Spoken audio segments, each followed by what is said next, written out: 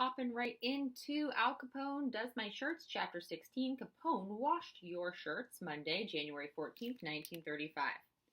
The next Monday, I'm in a really grumpy mood on account of it's baseball day for everyone except me. I hardly notice putting on my first convict washed shirt. It's only after I get it on I even remember. I take the shirt off and inspect it, but I don't find anything unusual. It's my shirt and it's clean, and that's about it.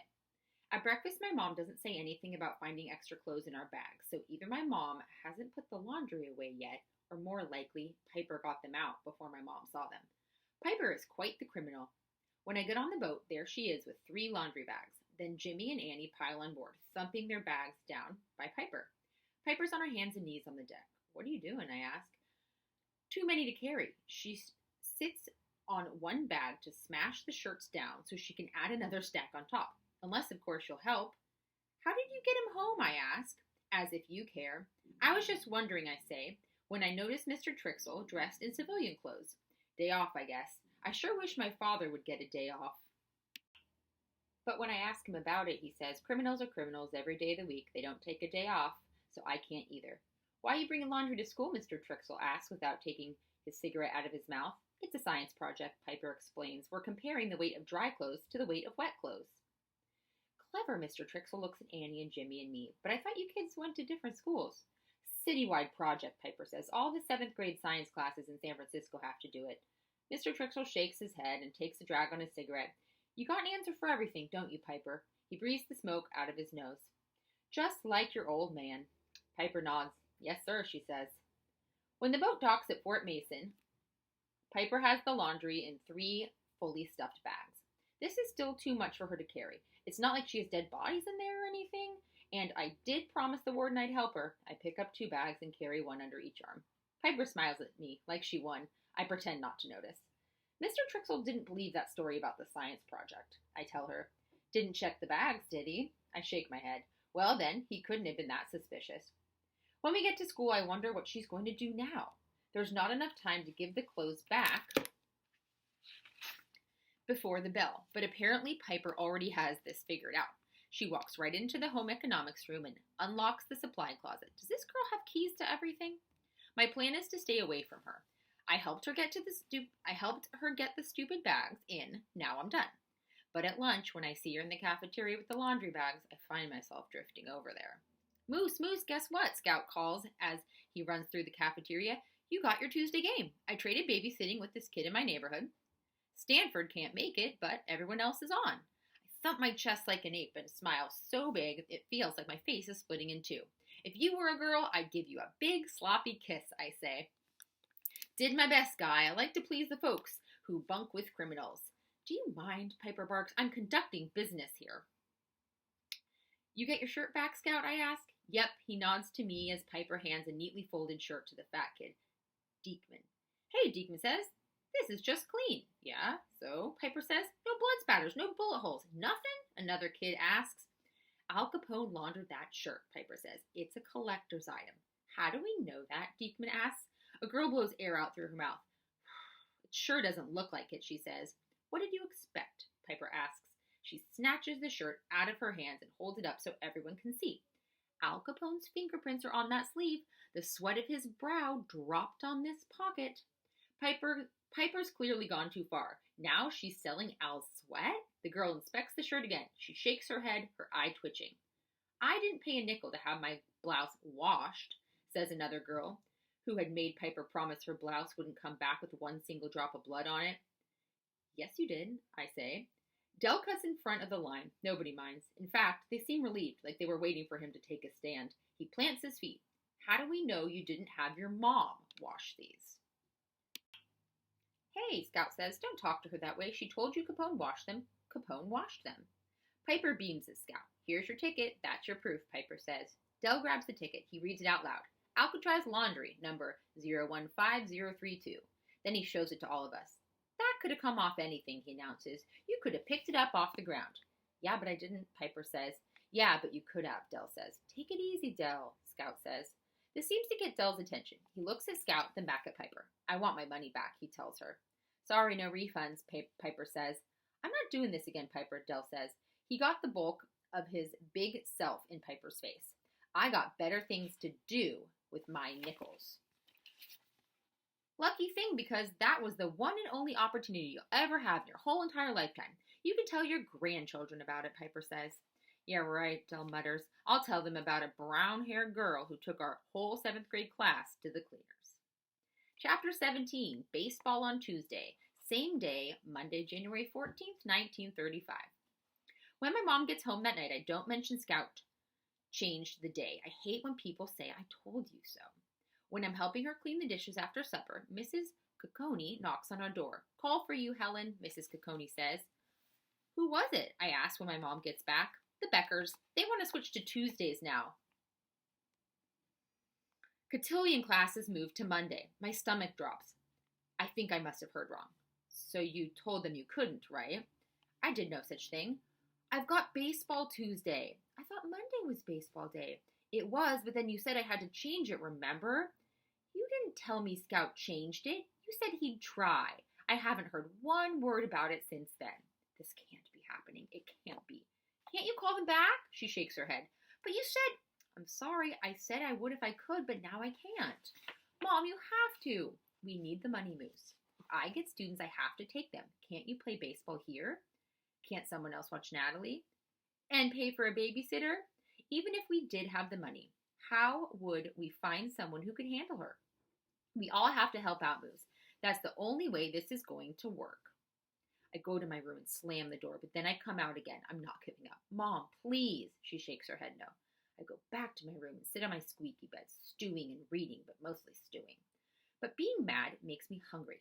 I wait until I hear my mom go into the bathroom. Then I make a dash for the kitchen to raid the icebox.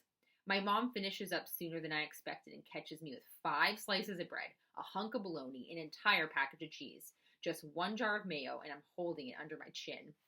Sorry about the misunderstanding, but Bea Trixel said she's seen you playing with Annie. Seen you playing catch with Annie. She says you two have a lot of fun. Can't you play with her? That's different. It's not a game, I mutter. What about Natalie? You haven't tried playing ball with her in a long time. Maybe she'll surprise you, she says. And maybe chickens will sing and dance the polka, I muttered, pushing open the door to my room with my elbow. What did you say? I dump the load on my bed.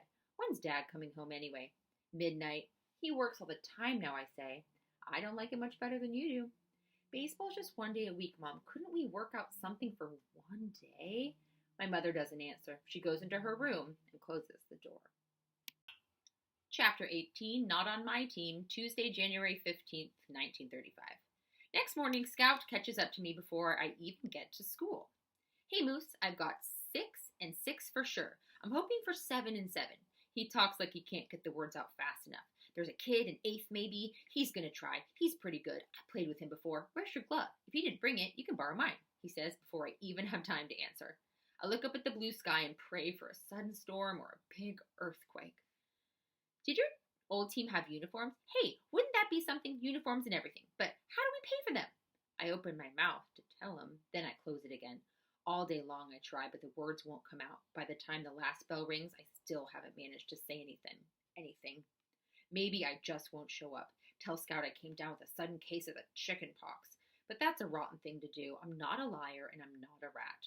Now, Scout's outside of the French class, talking to Piper. Since when does he talk to Piper? Hey, Moose, Piper says. Scout here has just been telling me you're quite the baseball player. He says you're a lot more coordinated than you look. That's not what I said, Scout says. That's what you meant, though. Piper's long hair hangs in her slanty eyes. Her sweater is buttoned at the top, and she has her gloves on. What do you want? I ask. What do I want? Nothing. We're just chatting, right, Scout? Scout nods. He smiles at her, then looks at me, then back at Piper. He shrugs. She was telling me about those convict baseballs. Exactly, Piper smiles, pleased with herself.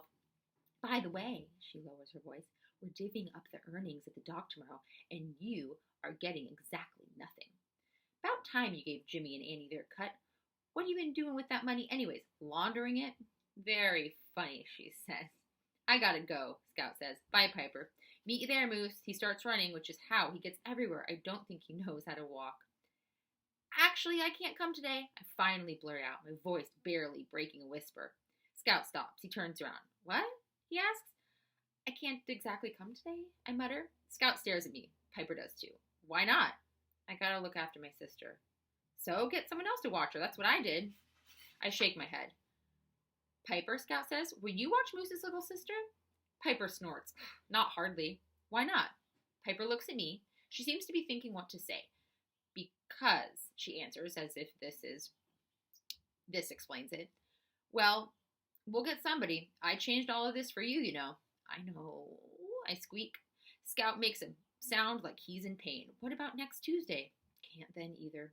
I stare out at the field where a line of girls are practicing archery in their white blouses and long plaid skirts. When can you play? Lunch? The word croaks out of me. I can't look at him in the eye. Lunch? Scout shakes his head. He slams his book on the ground, picks it up, and slams it down again. What am I supposed to tell everyone? That I'm sorry? That you're sorry? His mouth hangs open. He waits for me to say something. There's nothing to say. Picks up the book. Fine, but don't expect to play on my team again. I go home like I'm supposed to, but the second my mom leaves, I let Natalie get her buttons and I give her as much lemon cake as she wants. I'm not sorry about it either. Chapter 19, Daddy's Little Miss, Wednesday, January 16th, 1935. The next day at school, Scout treats me like a post made of cement. At lunch, I don't even bother going to the cafeteria. I head for the library and eat by myself. Scout's the only real friend I've made so far, and apparently I've lost him already. When I get home, I write a letter to Pete. I'm searching for an envelope when Teresa knocks on the door. Come on, she says. Piper's giving out the money. I'm not getting any, I tell her. Yeah, but we'll get candy. Candy, Natalie asks. Annie will buy some at the store, and for sure she'll give us some. Now, come on. You can bring your buttons, Nat, Teresa says. What else am I going to do, sit inside with Natalie all afternoon? When we get to the dock, Jimmy, Annie, and Piper are already there. Nat gets right to work matching buttons to feathers to stones like this is her assignment. Natalie, Piper calls. Deep in button mode, Natalie doesn't answer. Natalie, Piper tries again. What do you want with her, I ask, sticking my face in Piper's face. Simmer down, Buster. I'm just asking her to help me count. I don't think she's, I start to say. Numbers, Nat. We need you, Teresa interrupts. Natalie looks up. Piper hands Nat the money, rolled up in a handkerchief. $3.27. Split 4, excuse me, Piper looks at me, 3 ways. $1.06, 2 cents left over. Natalie rocks with pleasure. Extra 2 cents goes to me, Piper says as Natalie counts out each share. Annie and Jimmy discuss what they'll do with the money. $1.06 buys a whole Italian dinner in North Beach, plus a double feature at the movies or a month of swims at Fleischbaker's pool, or a bunch of rides on streetcars, the dinkies as Annie calls them. I'm just wondering how much we get for Seals tickets when Mr. Trixel appears out of nowhere. Everyone freezes. Piper's money is put away. Annie and Jimmy's piles are still out.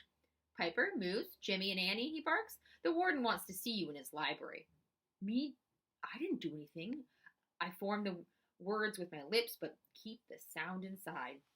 Teresa takes off her roller skates, but then begins to cry because she can't find her shoes. Jimmy starts hollering at Teresa to shut up. A group of moms and toddlers who've overheard Mr. Trixel's command stare at us. Their mouths hang open. Annie clutches her homework against her chest. She looks even paler than usual.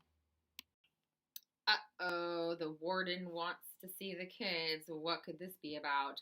That's a possible seesaw response. Your prediction. But as always, I'll take any creative response you come up with.